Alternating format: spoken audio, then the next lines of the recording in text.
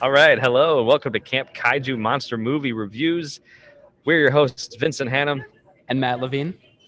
and we are recording live from GFest 27 in Chicago, technically Rosemont, Indeed. at the Hyatt Regency. It's been a lot of fun. Yeah. Yeah, There's a lot going on here. A lot of sessions, a lot of panels, some autograph signings. Yeah. it's been crazy. Some of my favorite things were the costumes going around. We've seen I got a picture with Megalon, which is really cool. I got a picture with Gorgo of all monsters. Biolante even. Yeah, and Godzilla himself, which was a lot of fun. There's the Smog Monster. Everybody's here. Some really clever, creative costumes. People have been walking by all day. It's a little later here in the afternoon, so things have thinned out a little bit. But we're so excited to talk about Terror of Mechagodzilla. Indeed. This movie is kind of like the showcase for today of GFest. Tomoko Ai, who stars in the film, is here at the festival today. She took part in an interview. She signed some autographs. Later tonight at 10:30 in the Rosemont area, the film will be shown at the Pickwick Theater. So, yeah, it's the movie of the moment. Yeah, and Matt and I met her, Tomoko Ai. First, we saw a panel with her this morning, sort of a Q&A situation, which was just awesome to hear her talk about her experience with the film and some anecdotes, some of which I'll try to share later on, either on this episode or some bonus material later on, maybe next week or so. But then we went into the autograph room where we got her autograph and some pictures with her. And that was just, Matt and I were weirdly... Starstruck. Yeah. Yeah, and I feel like GFest is one of the few places where, people would be starstruck by Tomoko Ai. More people should know about her, but it was a very, very cool moment. Right. And to be honest, I watched Terror of Mechagodzilla earlier this week just to refamiliarize myself with it.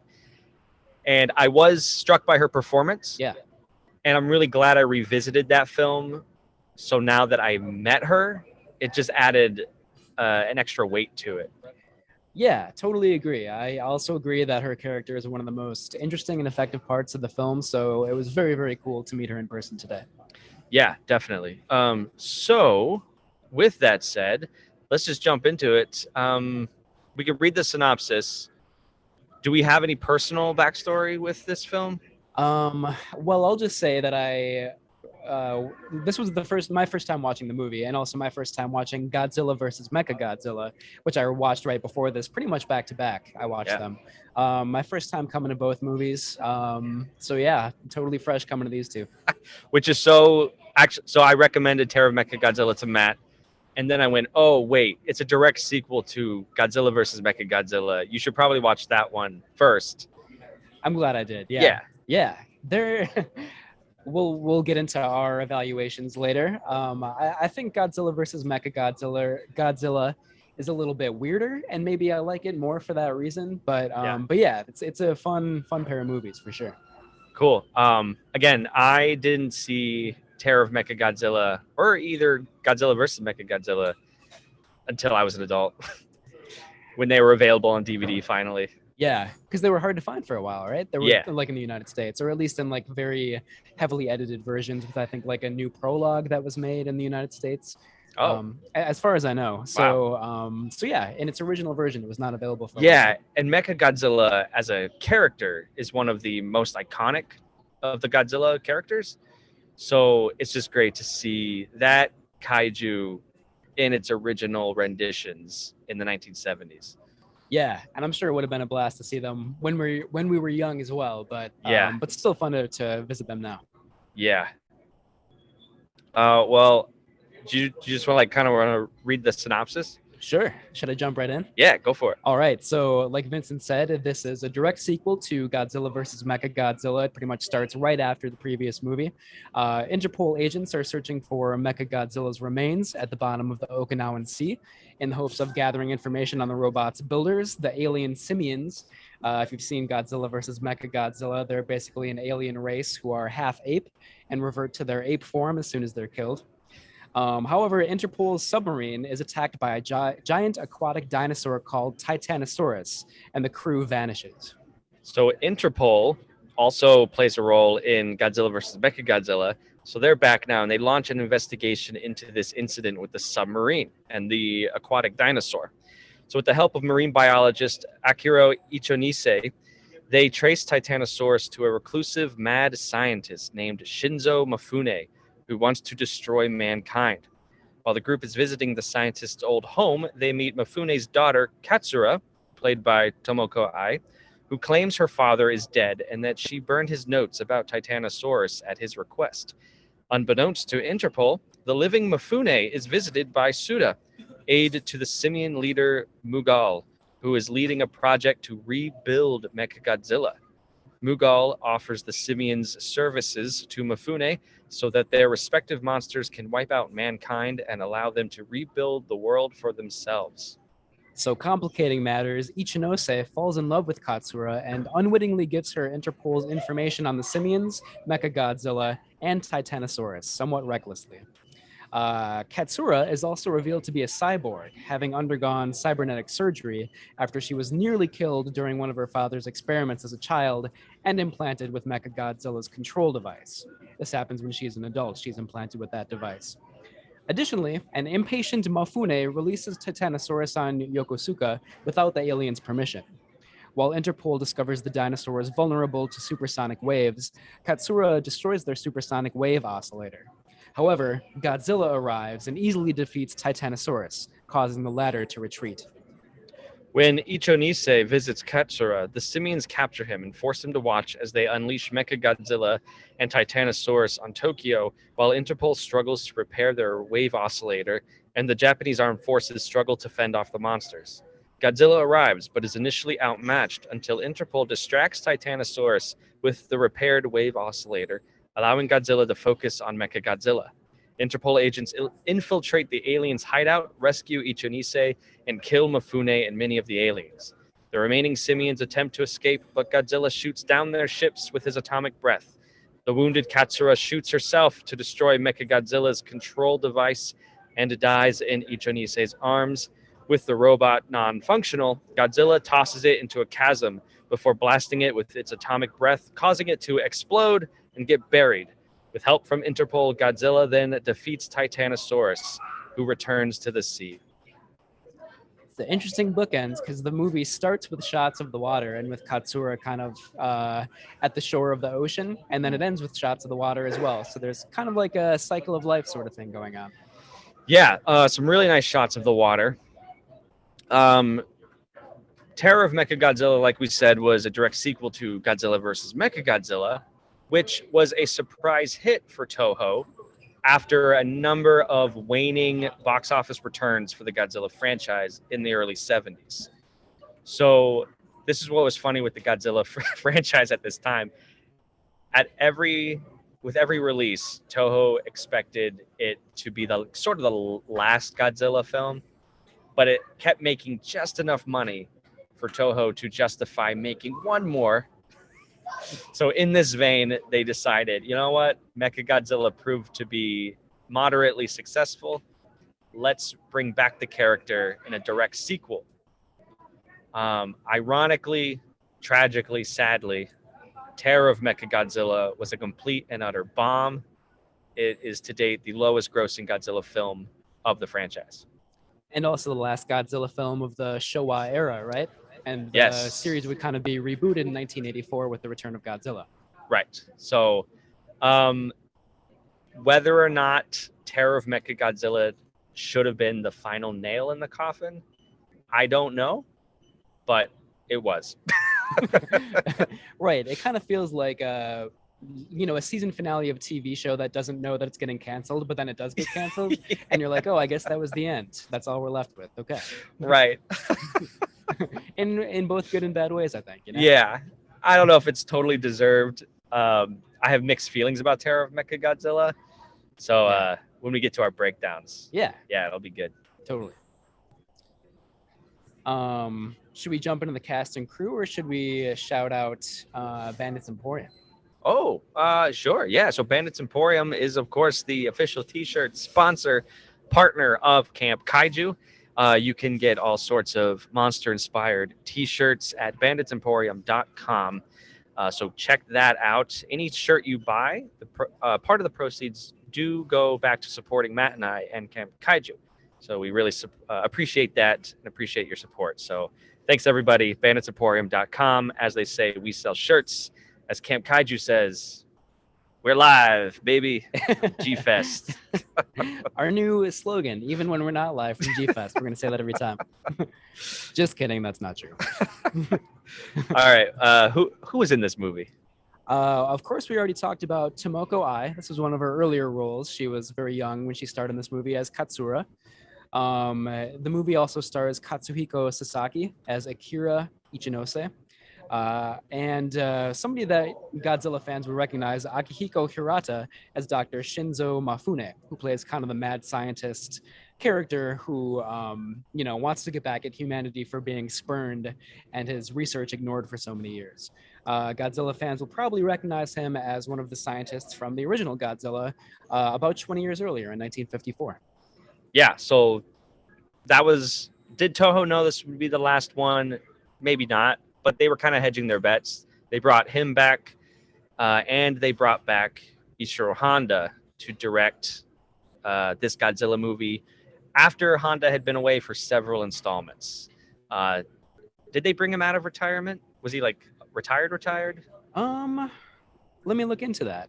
I think he had kind of like retired from the Godzilla franchise, but was still making other movies. Yeah. Let's see here. Like in 72, he made Mirror Man.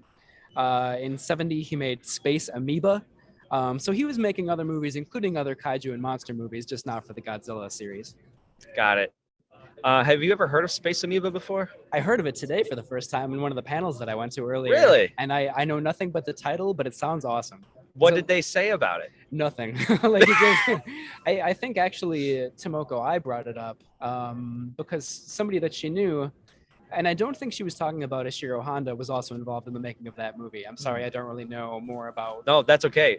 Space Amoeba, I think, is one of the worst kaiju movies I've ever seen. Wow. Okay. It to those who love Space Amoeba, it has its moments.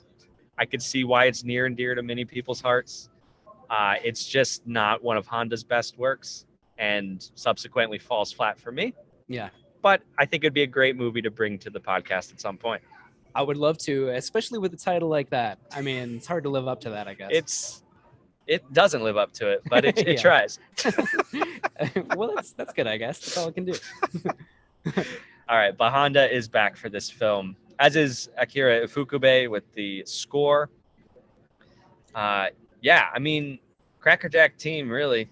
Yeah, I also wanted to mention the screenwriter Yukiko Takayama, who is to date the only woman to have written a screenplay for a Godzilla film.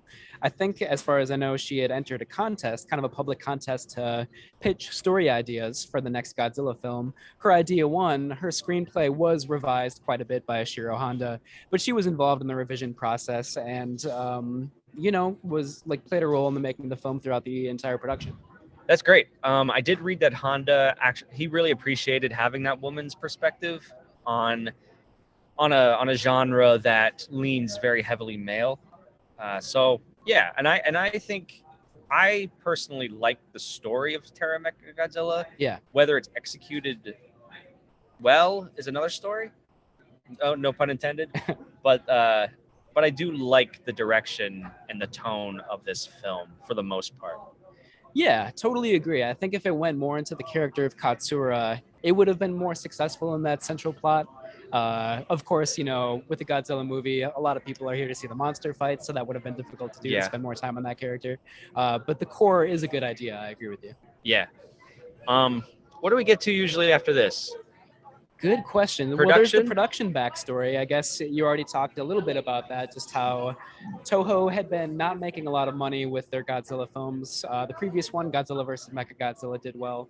I think, I bring that up because they're sort of dire financial straits. You can kind of see, I think, in the making of this movie. I think the production values are not as high as they were in the 60s. And I think the film does suffer for that a little bit. Yep. That was something I did notice because we just watched Ghidorah, the three-headed monster, and the cityscapes in particular in Ghidorah are so detailed. Like every building has, like you could see each individual window almost, like and the little trees, and it's really detailed. Sorry, everybody. A woman dressed as Mothra has appeared behind Matt. Let's see if I can. Just some really great costumes. Yeah, if you could see it. There it is, Matt. There she is. Barely visible there, yeah. The queen has entered. So anyways, the cityscapes, meanwhile, in Terror of Mechagodzilla were rather bland, I thought. They weren't cardboard, but it wasn't as detailed as I'd seen it in the 60s. Right. And I think like a lot of times the fights don't even happen in the city, or like the destruction scenes, a lot of the time they're kind of like out in the country or like in the water. So like the scope of it doesn't hit you quite as hard as in some of the city destruction scenes that we've seen. Right. And when you get to the 1970s films, that is all the fights take place by and large in the countryside. Where they didn't have to spend money on the models. Yeah, it's too bad. I guess another thing we should mention about the cast and crew, the former visual effects designer, special effects designer, Eiji Tsuburaya, did not do the special effects for this movie. He died in 1970. Right. So the special effects for Terror of Mechagodzilla were, I apologize, let me find his name here. Sorry, I got Mothras walking around. We saw a pig earlier. That was wild. Not like a kaiju pig, like a real pot-bellied pig. Yeah. A strange beast of its own, one might say.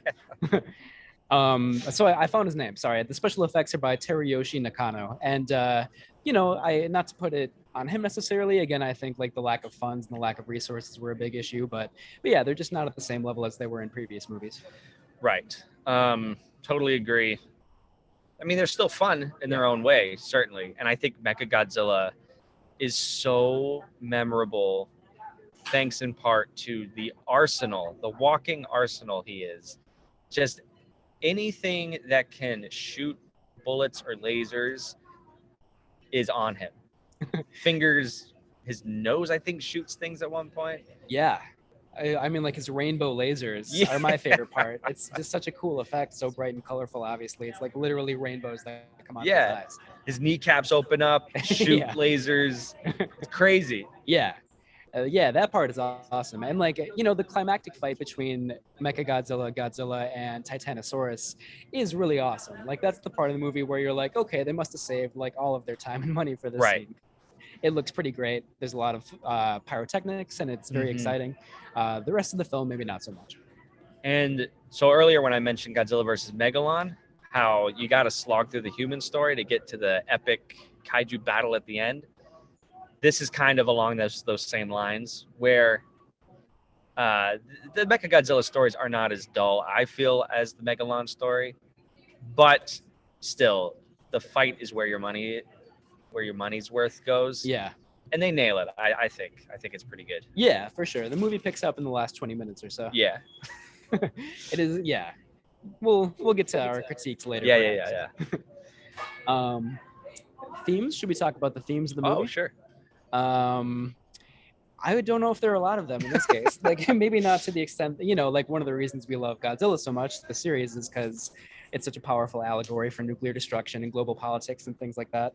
I don't think that this movie really like attempts to do a similar kind of allegory to the same extent. Yeah. There's kind of just like a broad reference to like the pollution that humans cause, which is kind of why the aliens want to take over the planet in the first place. They think that the planet's being wasted by humans basically, and they want to occupy it themselves. But aside from that, there's not really a strong level of thematic insight, I would say. I feel like with Terror of Mechagodzilla, your themes are going to come from the humans more than the monsters, Mhm. which I think is different than other Godzilla movies. Yeah.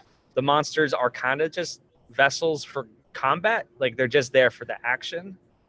But a lot of the story invests in the character, the human character. So Dr. Mifune, his whole motive is this vengeance on the world who disbelieved his own science and his own intellect.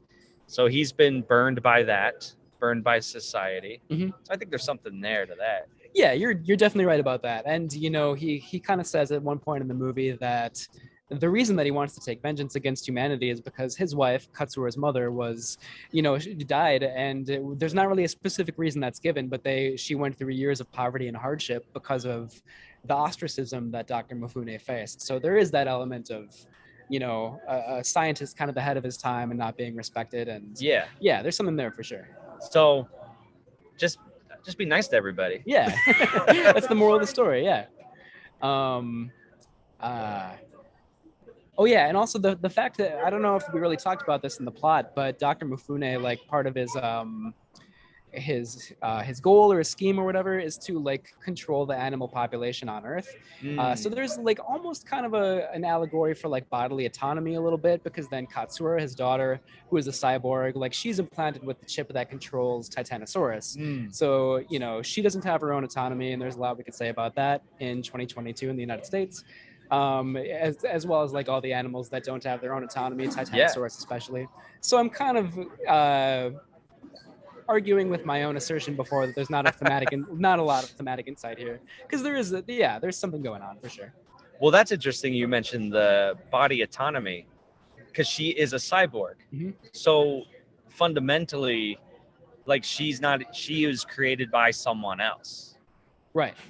Yeah, and that's why I think the character is pretty effective, even though there's a lot of camp around her relationship with Ichinose. It's hard to take seriously, and like the sort of villainous plot by the half ape aliens, the simians, hard to take that seriously as well. But I still think the character of Katsura is compelling for the reason that you just brought up. Yeah, like what, as a cyborg, what is her agency? Yes, I think she gives a better performance than maybe she should have, like, right, in a movie like this. But I think bringing Honda back, just like Honda's gonna bring a gravitas to the film. He's not gonna do fluff, space amoeba aside. So Of course. So I really appreciate the weight he is lending these characters, human characters, mostly through Katsura and her relationships with her father, especially. Yeah. What was I gonna say? I forget. So this morning when we were listening to Tokomo speak about her experiences on the film, she said that Honda gave her a direction to not smile. And she found this funny because she loves to smile, as she told us in the room. Everyone laughed. But it's true. When you watch Terror of Mechagodzilla, she keeps a very straight face. And I think that enhances the mystique around her character. And it was a wise choice on Honda's part. Yeah, I think so. She also brought up the point that, the film is essentially a love story between her and Ichinose. But that love story, Ichinose definitely shows emotion, but she doesn't. So you feel like maybe he loves her, but that feeling is not requited. That's the feeling that I got quite a bit. Yeah. But I think you're right that just adds to the mystery of it. Right. Like Ichinose, sometimes you got to learn when to give up. Yeah, right. There's one line. I forget what it is. I think I may have written it down. If it's the one that I think that you're thinking of. Spoiler alert. We said this in the synopsis. Katsura, when she's dying in Ichinise's arms, he says this really lovely line to her. I wrote down a line that Ichinose says to her. Yeah, what is it? You may be a cyborg, but I still love you. That's it. Nice. I'm glad I wrote that down. It's so beautiful yet campy at the same time. Yeah. That totally. You put it perfectly, because that was going to be in my camp category. Yeah. But it is still like the simplicity of it, and kind of like the purity of it, the innocence of it, is kind of what makes it affecting. Exactly. And credit to the actor playing Ichinise, him or Honda's direction, but he delivers it very earnestly. Yeah. He doesn't make fun of that line. Were he to make fun of it, that line would suck. Absolutely, yeah. Right. And like that's like how the film like presents its idea of like the goodness of humanity. Like certainly Dr. Mifune references the terribleness, the awfulness of humanity repeatedly, but the movie's saying like it might sound trite, but like love is the goodness of humanity, Right. Whether or not you're a cyborg, you're still worthy of love. Yeah. That's the lesson in a nutshell. Yeah. Yeah. Oh, cool. I'm glad you wrote that line down, 'cause I forgot about that line. I was like, oh, I love that line. Yeah, it's great for sure. I was trying to think of this line earlier, but I wrote this one down as well. One of the aliens at one point says, "We will cure this planet of the disease of human pollution." So that's just a good example of how the aliens view Earthlings and the sort of like the some of the themes that are present in the movie. Yeah, I agree. And it's cool having those aliens back. It's almost like they have unfinished business to do with humanity. Yeah. Yeah. Definitely. Although, like, the coolest thing about those aliens in Godzilla versus Mechagodzilla is the effect when they turn from, like, seemingly humans back to, like, the ape aliens that they actually are. Yeah. And a really cool, like, trippy, mind-bending effect, which is not present in this movie, but that's okay. It is. It's okay, but it is sorely missed. It is. Yeah. Yeah. But probably a reflection of the budget, too. Absolutely, yeah. Yeah. There is a scene where the head alien Mughal is like whipping his minions when they don't like successfully carry out a mission. So maybe that makes up for like the lack of the ape effects, because that moment is really ridiculous. I'm gonna get back to that moment in our breakdown. Good, I hope so. It's like, what the hell is happening here? Yeah, ridiculous. I love it. Great. Any other themes that you wanted to bring up? I don't think so. I think just like you said, the themes just of love and family are really prevalent in this film. Yeah, and I, in having this conversation, I do think there's a little bit of like a theme of agency and autonomy there as well. I don't know if it's totally intentional, but I also don't think it matters all that much. Right. Yeah, but it could be there. Yeah, totally. So we can. I don't know. Is it time for the breakdown already? Or there are some things I wanted to talk about with like the form and the aesthetic a little bit. Oh yeah, duh. Matt and I are live. It's a little bit of a Wild West out here. Yeah, we're going by the seat of our pants. Is that expression? Shooting from the hip. Yeah. Well, shoot from the hip, I understand. Going by the seat of your pants, where did that expression come from? That's a strange one. I don't know. Space amoeba. Yeah, it must be from that. Yeah, clearly. We will not verify that. We're just going to throw it out there and assume that it's true. But yeah, no, the form and the aesthetic of this movie, I think, like watching it so soon after Ghidorah, which is just like, to me, a stunningly beautiful movie. And if you'll indulge me, I want to see who did the cinematography for that movie, because it's very, very beautiful. Yeah.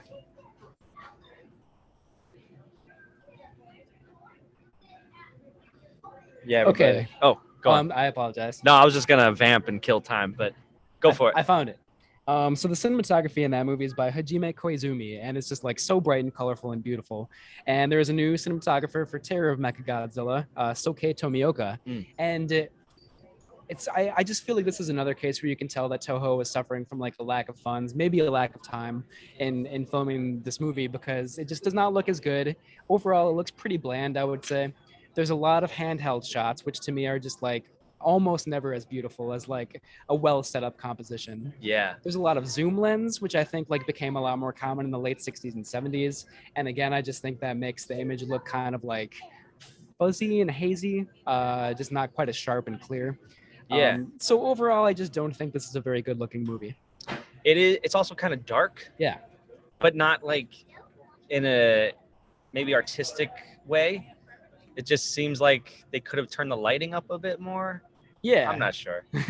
And again, I think maybe that has to do with the time a little bit. Like Yeah. I feel like ideally they would have hours and hours to set up a shot or whatever, and maybe they didn't have a chance to this With time. that said, I feel like it does fit in this. In my mind, the 70s cinema has a rather gritty feel to it in Yeah. general.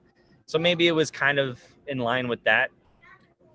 Whether or not it works is a different story. Yeah, and of course it's totally subjective. Like I maybe to a fault care about like visual beauty, and I'm this it's lacking in this movie. But again, maybe I it's agree. partially intentional. Yeah. You talk about the zoom shots.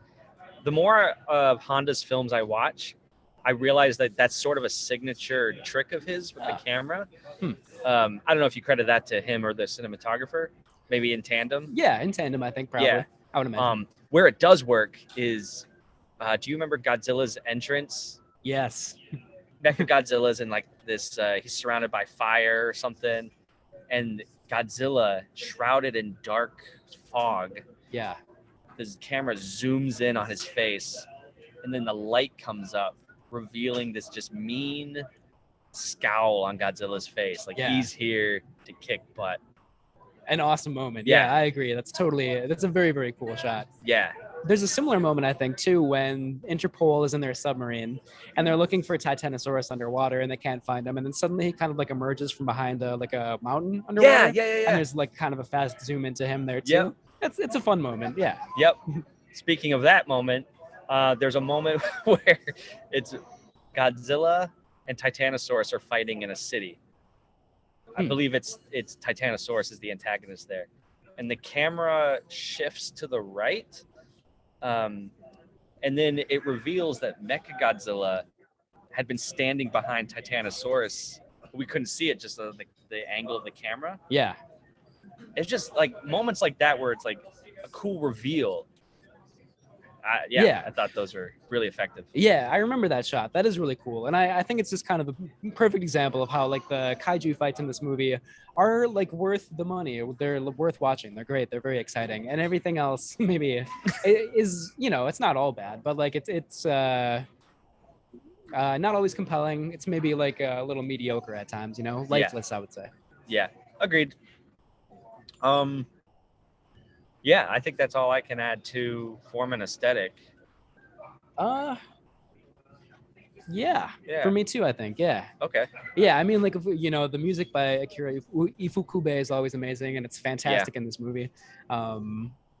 We just have to throw that in there because it's awesome. Yeah, and I think so for Godzilla movies from the 1970s specifically, I do think actually Terror of Mechagodzilla is a cut above the rest, if only because of the creative team behind the camera.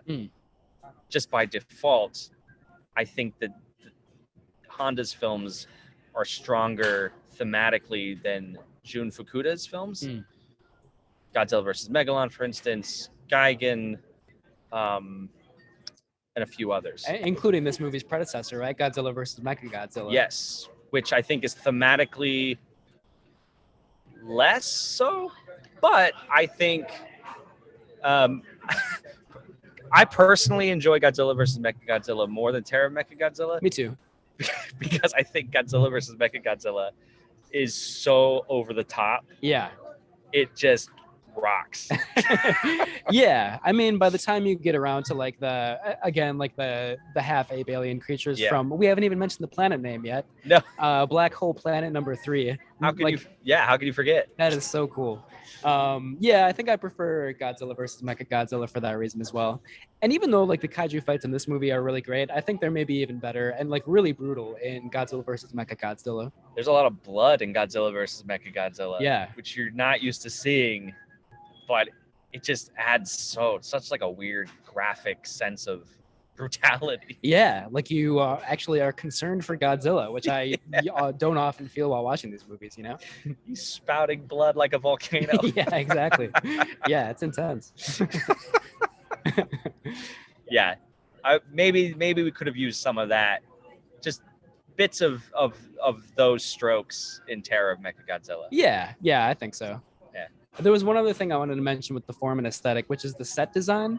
And I actually think it's pretty cool in this movie. Like there are some of the hidden layers, that the aliens, work their magic out of or whatever. Yeah. Almost look like they're like a James Bond supervillain's like hidden Yep. layer. So it's just kind of campy and definitely very over the top, really ridiculous, but sort of beautiful in a weird sort of like pulp genre sort of way, Yeah, the Interpol aspect lends some more of that spy espionage feel. For sure, yeah. Which by this time feels a little hackneyed compared to 64's Ghidorah. Yeah. But, it's still interesting. Yeah, it's still fun. Yeah, who doesn't love a good spy thriller? Yeah. Like the bright silver jumpsuits that all the like villainous aliens wear is like, a kind of a sight to behold. It was a choice. Yeah, indeed it was. Whether for good or for ill, it was a choice. Yeah. Okay. Well, I think maybe for the interest of time, we can go to our breakdowns. Yeah, the good, the bad, and the campy. Yeah. Cool. All right. I can start. Okay. So I actually like a lot of this film. Some of those specific shots of Godzilla and Titanosaurus and Mechagodzilla, I think are so memorable, instantly iconic shots. I enjoy the dramatic tone of the film, the love story. I understand it can be a little dull sometimes, but overall, I appreciate a more, as quote unquote, serious Godzilla film, whatever that means. Yeah, and I think Tokumo Ai is so good as Katsura for being the sincere, serious heart of the film. To her like opposite is the actor who plays her dad, Dr. Mifune. I love how committed he is to the mad scientist role. Yeah. He is just off the walls bonkers. Yeah, he's chewing the scenery the whole time. Yeah. It's great. And his makeup helps with that a lot too, because he has like a clearly like fake, like bright gray almost like coloring to his mustache and his beard and his hair. Yeah, he's the mad scientist, like the epitome of a mad scientist. Yeah. Which is a lot of fun. Yes. Yeah. I'll talk about him later again with my campy. Cool. Nice. Yeah, what'd you think? For me, it basically is the kaiju fights in this movie. I think like they're very colorful, they're very exciting. It kind of takes a while to get to them, and I feel like maybe a little too much of this movie is devoted to the human story, which I've heard as a criticism about some other Godzilla movies, and I think it applies to this one. But the fights themselves are great, done with a lot of care, like you said before, with that camera movement, which is very visceral, very stylish in that moment. So yeah, the kaiju fights and I think Tomoko Ai's performance, those are the two best aspects of this movie to me. Yeah, cool. How about your bad? I feel like in addition to what I said before about it not looking very good, like I feel like it's a little sloppy and a little haphazard at times. Like I feel like the sense of visual space is not very good. Yeah. There's a scene where somebody's getting chased off of the island and they like jump over a cliff or maybe they fall off, but you don't really know that. You're like, you have no idea what's like on the other side of that cliff, and the scene just cuts right away. So it's one of many examples where you're like, what is going on here, and who is this character, and like, where are we right now? Yeah. I think like, like the Interpol plot line and like a lot of the like Interpol agents are like not very interesting. Mm-hmm. They're kind of bland, just like men doing their duty, and they're like, we don't really understand why. There's not a lot of personality to them. And I think that the like romantic plot does suffer for that. Like we care about Katsura largely because of Tomoko Ai's performance, but we don't really care about, the man that loves her, Ichinose. Yeah. That's my bad in a nutshell. I think that's on the money. I think my biggest thing for this is I feel like Honda wanted to bring the more serious flavors back to Godzilla. However, by this point in the franchise, the series had become so dependent on alien plot lines and some of those more fantastical over the top elements, which is fine. Obviously, Honda makes it work in Ghidorah, the three-headed monster, Yeah. and others. However, it doesn't work for me in this movie, in Terror of Mechagodzilla. I feel like when he's trying to be serious, he then has Dr. Mifune enter, who's acting like a crazy Colonel Sanders. And it's like, why? That's such a clash for me. Yeah. I don't like always hate movies that are like kind of all over the place tonally, but in this case, when you said it perfectly. Like when you're trying to have this like tender love story, and then you have a character like that, it prevents it from working all that well. Exactly. Yeah. And the aliens actually, the head alien, Mughal. Yeah, Mughal. I think he's really good actually. He has a nice presence, on-screen presence. Yeah. But then you're wearing these silver jumpsuits, right? Which it's not. I don't think it's the strongest costume choice the design team could have made. Yeah. Because they're too campy for me. Absolutely, yeah. It seems like there are numerous elements in this movie which should belong in separate movies, but they're like thrown together into this movie. Yeah. So that's it for me. Totally fair. 100% agree with that. Yeah. Should we move on to the campy? Yeah. I feel like I've made this mistake before where I bring up my campy stuff before we actually get to the campy category. So I've already said like the scene where the alien Mughal is whipping his minions. Yep. That's maybe the best example. And Ichinose's line, "You may be a cyborg, but I still love you." Those are the two campiest like elements to me. And also just like more generally, whenever the aliens laugh maniacally, it's like totally like a mustache twirling supervillain like phony laugh. It's really amusing. Right. Which is such a clash with the sincere love story happening. Yeah. But either way, very campy when Mughal is whipping his subordinates. It's such a weirdly sexual moment with no context. Right. Stands out for very funny reasons. Dr. Mifune is all camp all day. And yeah, those are what I had too. Those are the same things. Yeah.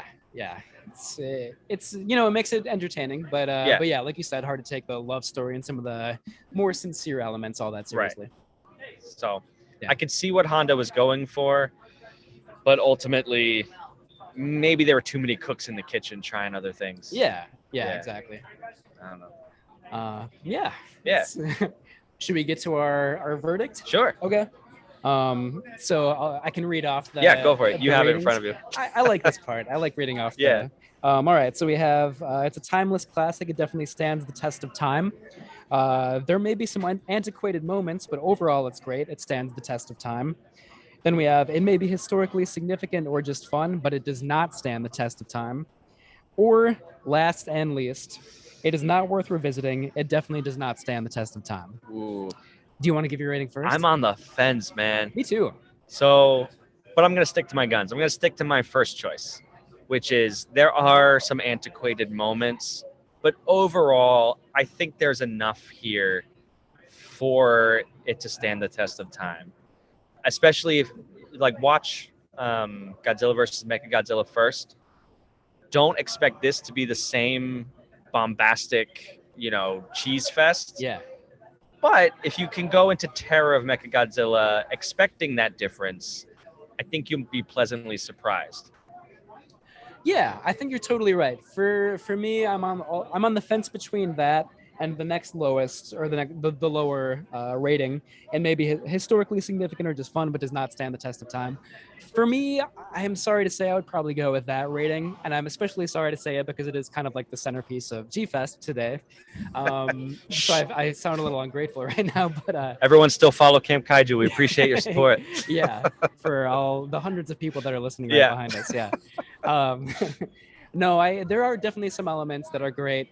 I do think it's worth watching, but for me, it does not stand the test of time. I'm probably unfairly comparing it not only to Godzilla versus Mechagodzilla, but also Ghidorah, the three-headed monster, which I was just blown away by. So that's probably a little bit unfair, but for me, it's in that category. I think that's totally fair, especially because Honda has so much work in the Godzilla franchise. I mean, there are clearly films of his that are cut above the rest. Yeah. Ghidra the three-headed monster is a clear cut above Terror of Mechagodzilla. Yeah. Rodan, and when we get to in a couple weeks, clear cut above Terror of Mechagodzilla. Yeah. So I hear you 100%.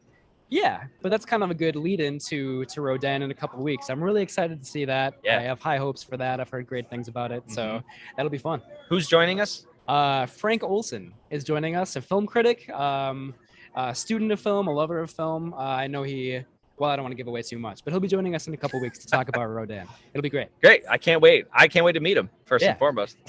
Yeah, I mean, when I say film lover, he is passionate about movies. He's seen, way more than I. He's very knowledgeable. It'll be a great conversation. I can't wait. So everybody out there listening, thank you. Stay tuned for Rodan as Kaiju July continues. We may even extend it into August, some Kai July August. We'll have to figure out a clever name for that one. Caugust. That's not a very good name. We'll think of a better one. Yeah, well, I think we're ready to sign off then. I think so. Farewell from GFest. This was a lot of fun to be here today. Yeah, and we'll see you next year. Totally, yeah. And in a couple weeks. Yeah, and in a couple weeks. All right. Bye, everybody. Bye.